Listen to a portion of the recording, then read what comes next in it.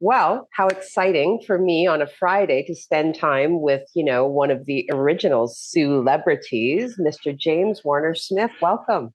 Thank you. Celebrities. I've never heard that one before. I like that. Let's Yeah, well, let, let's keep using certainly that. somebody with your history, in the local community deserves the recognition. I'm reading 45 years. 40, actually, you want to know the truth? It's actually 46. Okay. If I can make it to, I think it's 2027, I'll be 50 years on the air. So I'm hoping, and I've been threatening to go for 75, which would put me on the air when I'm 93. So, but So no, I'm not going to do that. I can't see me doing that. No, no, no, no, no. Okay, so where does one even actually begin? So, I believe you graduated from Sault Collegiate, correct? Yeah, graduated from Sault Collegiate. Okay. Got my first job in radio when I was still actually going to collegiate, and I always intended to go to post secondary for broadcasting and media and journalism and all that sort of thing, and I just never got around to it. Well, So I worked in radio for I think 20 years, and then finally went to Algoma University and took some computer science courses, and it was the most boring thing I had ever taken in school. So I switched to a business major and finished that up. But yeah, but I started when I was still in high school, and it's been great fun. so started while you were still in high school. Now I know um, currently, like in our community, there is at least one high school that operates their own radio station. So when you say that your first job in radio was while you were still at collegiate, was that like a student-run radio station? Well, kind of, sort of, because I guess you could say that because I actually took some summer school courses at a place called Alexander Henry High School, Yes. where they taught a media course in the summertime, and they had a makeshift radio set up there, and that's actually probably the first place that I did any sort of radio. That's where I cut my audition tape that eventually got me a job on CFYN and CHAS back in Wow. 1977, and yeah, shout out to Bob Tisdall, Jeff Grew, and Kitty Hilderly. They were all the instructors there back in those days. Although Kitty Hilderly was she Mrs. Bonin by then, or was she still Miss Sutherland? Pretty sure she was still Miss Sutherland at that point. Oh, So okay. yeah, so So now, okay, so you've worked for many radio stations. Not so long ago you did relocate, but now here you are back. Working for Sovereign, a company that I'm becoming very acquainted with as well. So, talk to me about coming to Oldies. Like, what pushed you in that direction? well, blame that on Keith Neve, the manager. Keith Yes. and I have been working together off and on for well over 40 years, and in fact, when I wore a special T-shirt for you today. It's my old Hot Country 97.9 Charlie Popcorn T-shirt. The last time Keith and I worked together was back around 2000 when I was actually doing the morning show. I replaced Charlie Popcorn on the morning show on Hot Country 97.9 until the station actually flipped to a different format. I tell everybody I was replaced by Bob and Tom in the morning. So, uh, so yeah, so I sort of shut the lights off on High Country. But Keith and I have worked together off and on in radio for over 40 years. So Keith called me up one time and said, "Listen, I've got this idea. Would you be interested in doing a midday show on Oldies 93?" And I thought about it for a while. I said, "Why not? It's I'd love to be back on the air in Sault Ste. Marie, and this seems like a natural progression for me working on Oldies 93 because Yes. somebody was saying to me, you must really enjoy the music because it's probably music that you played when it was brand new back in the day." No, I And know. and I said, "You know what? In my whole career, I've picked maybe two songs out of the box that I said were going to go to number one, and I got to play one of them on Oldies 93 just the other day, one of my first days back on the air. So it really is kind of like a homecoming almost Okay. musically." So, okay, I mean, being an audiophile myself, I'm going to have to now ask what the two songs are. Well, the one I played this week on Oldies 93 was Owner of a Lonely Heart by Nice. Yes. And the other one was Just the Way You Are by Billy Joel. Oh, yes. Okay. Beyond that, I got nothing. Yeah, I really resonate with what you're saying simply because, the station is Oldies 93 and it's all the music that I love. Yeah. So I'm really not sure what that means for me, but I certainly love it. And I will certainly look forward to hearing your voice once again, locally. Now, is this something that you're doing alongside what you went to Sudbury to do? Yes, it is. This is one of the things about radio that's kind of evolved over the years, is that I'm doing this show while I'm also working on other radio stations in different markets. In Okay. fact, I work for Bell Media as well.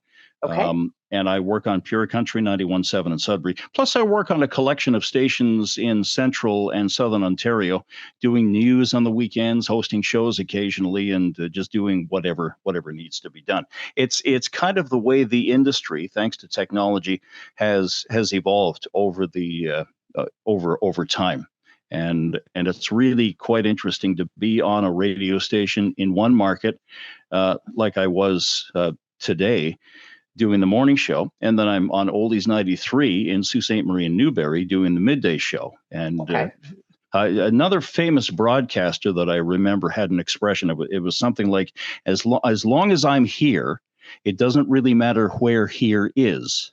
Right. And if I can keep that all straight and make the important thing is making good connections with people in each community. That's Yes. still critical in any radio relationship with an audience. You have to get to know the people, get to know what they like, get to know what they're interested in, and be able Mhm. to reflect that on the air. So I may be doing one thing in one market, and I may be doing something totally different on Oldies 93, but it's still reaching out to the audience and Yes. making a connection. That's what it's all about. 100%. No, well said. And that segues actually quite nicely because I wanted to, pick your brain somewhat about, the evolutions that you have experienced over the course of your career, the evolutions of, radio, going from DJ in the booth to, as you're saying, now being able to, through, the boon that technology provides to, play to multiple markets. So Yeah. what, like, do you see like a consistent trajectory, or is it, like a steady cycle of, moving forward, but still coming back? I see one constant in the business that's been there since probably about 1985, and that's change. I mean, I'd say the first 7 8 years of my career, it was pretty stable. It was a locally owned mom and pop operation, and everything was low key. When I started, we used cartridge tapes to play commercials and news clips and things like that. And we Sure. played music from 45s and albums. We had special programs that came to us each week in the mail on reel to reel tape. So we threw those on, and every so often we even got programs transcriptions on disc on vinyl disc that we would play on the air. So fast forward to 40 years later, and we're instead of having turntables and a mic and a control board in front of me, I have as many as three computer screens in front of me, Yes. and I'm manipulating all of this stuff, and all of the audio is digital. There's no more CDs. There's no more records. There's no more cartridge tapes. It's all digital. Yes. So I've gone from a black dial phone in the control room to being able to talk with you on Zoom Hmm. Hmm. since the beginning of my career. So it's the change has been phenomenal. Yes. Now, moving forward, like looking at the future of radio, because, there is some debate. And I know that specifically in some of the discussions happening, with our neighbors just south of the border, there has been some discussion that moving forward, vehicles being built will no longer have radio capacity. What do you think Yeah. about that? Yeah, I think it's inevitable. We're moving to a digital streaming environment. I, I tell everybody this is my guess. This is my totally uneducated guess. I figure that conventional radio transmission will probably stop within about 10 years. Okay. And all these towers that you see that radiate television and radio signals will probably eventually finally shut down, and it'll all be streaming, Okay. and which is kind of neat because actually through streaming I can listen to just about anything anywhere. 100%. Yeah. Yes. Whereas when I was little, I used to sit up in my attic with this great big cabinet AM radio, listening to WABC in New York City, or what was the other one? WLS in Chicago. I had a friend actually working on the Big Eight CKLW in Detroit, Windsor, and you used to be able to get the signals on AM radio that would skip off the clouds and eventually make it into your market. But it's a whole different game. Digital streaming is the way it's going to go, and it's going to replace conventional analog transmission eventually. So instead of having a radio in your car, like my old Delco push button AM radio in my 1970 Ford Torino, you're going to have some sort of a console Yes. that's all digital audio, and you'll be able to select I don't know, radio stations, podcasts, other feeds, whatever you want. It's going to be quite something, I think. Now, if broadcast radio, then going with that, were to suddenly cease, do you think that digital streaming precludes, personalities? Oh no, not at all, not at all. Because you're just taking the thing that we do on radio now, and you're transferring it from an on-air signal to a digital stream. We're still Cool. doing the same sort of work. We're still playing the music. We're still reflecting the community. We're still communicating with our audience, Yes. speaking to our listener, and that won't change. It's just going to a different platform. It's like Yes. when AM radio. Uh, was eclipsed by FM radio. This is just Yes. FM radio being eclipsed by some other format, and it's just the next step in an evolution. Okay. But the basic idea is the same. You still have to make connections with your audience. It's like being a politician. You have to Right. somehow or other get out there and kiss babies and press the flesh and get to know people, and in some way, shape, or form. And it's all about communicating and relating. Like the ability to make that connection, through like a spoken medium, I guess, is for no Yep. other way. And whether it's music or it's conversation, it's talk radio, I agree with you. I mean, it's very important to be a presence that people can relate to and can, look forward to hearing from. Well, excellent.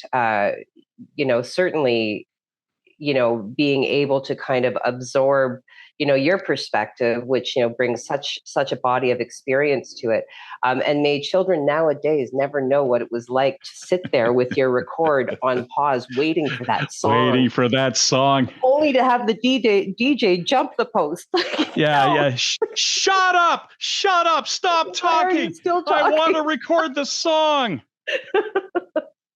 Oh my gosh, yeah, because I talked to my 14-year-old, like she loves Spotify and she makes her playlists and everything. And I Yep. tried to explain it to her the other day. So like, we used to wait, like, they play, the top 10. I'd listen to Casey Kasem, do all the things, and I said, you'll never know what it was like to have to hit pause and then unpause at the exact right time. It's just like I don't even know what you're talking about. What does that Yeah, mean? yeah, yeah. Mom, you're talking in clicks and pops, Mom. I don't understand. Like, that's Are you having a stroke? I don't get it. say, Mom, I think it's time for bed. So, um, well, you know what? Such a busy man as you are, I did want to make a point of welcoming you back to the local airwaves. Such a great event for the Sioux. Certainly, again, I'm excited, and I am so thrilled that you were able to make time to speak with me today. So, thank you very much, James Warner Smith. I can't separate your names. Like I couldn't do it if I tried. No, Like, no, you will it's always be James Warner all, Smith. So I'll see you all three somewhere of and me. it'll be like, hello, There we go. There we go. James Warner It's Smith. been a pleasure.